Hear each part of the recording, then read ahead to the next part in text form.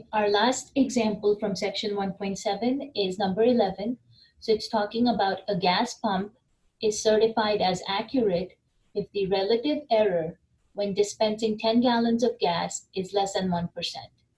So they're saying if X is the actual amount of gas dispensed, then for what values of X is the pump certified as accurate?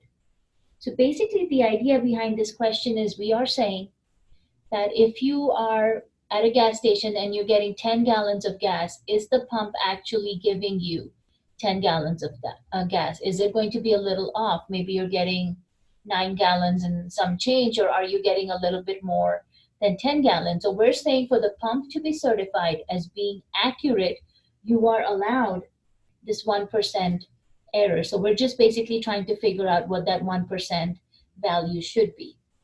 Obviously, anytime you are working with percents, you should remember that we convert those percents into decimals. So we'll need to do that with our 1%. Now they are talking here in terms of relative error. So the way we're going to work with this example is we are saying if X is the actual gas that we are pumping, let's say in our gas tank, then we want to know how far away from 10 is that value. So like I said, is this actually pumping somewhere more than 10, or is it actually pumping somewhere less than 10?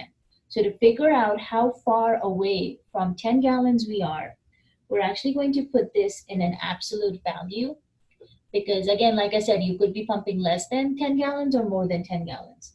Now the way the relative error works is you actually go ahead and divide this by 10 as well. And we're trying to figure out if we are going to be pumping within 1% accuracy. So this one will actually be less than, because they're telling us is the relative error going to be less than 1%. So that's our less than. And remember, as I said, that 1% needs to be converted into a decimal. So it will become 0.01. Now again, we're obviously trying to isolate our X, which means let's start by getting rid of this 10 in the denominator. So we'll start by multiplying both sides of our inequality by 10. So of course on the left-hand side, our 10 will cancel out, and you will be left with absolute value of X minus 10 less than equal to, you are multiplying 0.01 with 10, which will of course just move that one decimal place over and give you 0.1. Now we have looked at absolute value inequalities before, so you should be able to break this down at this point. So remember, when we set this up, we have X minus 10 less than equal to 0.1. And since this is a less than equal to inequality, remember this becomes an and inequality, which means you will have X minus 10 greater than equal to negative 0.1.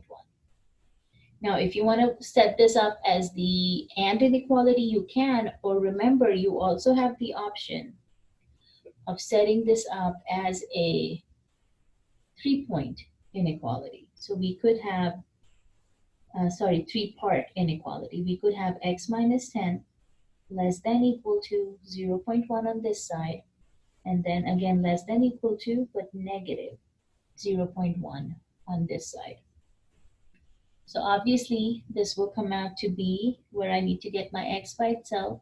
So we go ahead and add that 10 on all 3 sides of our equation, right?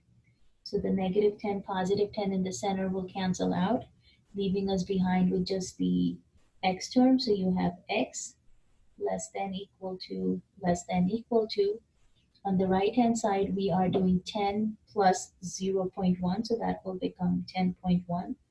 On the left-hand side, we're subtracting, so it's 10 minus 0.1, which will, of course, give us 9.9.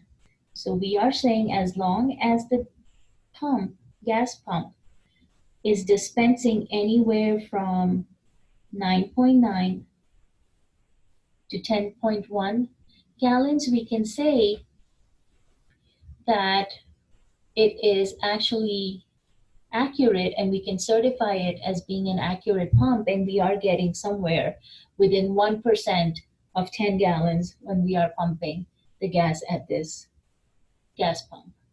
So here you can see how that calculation worked out.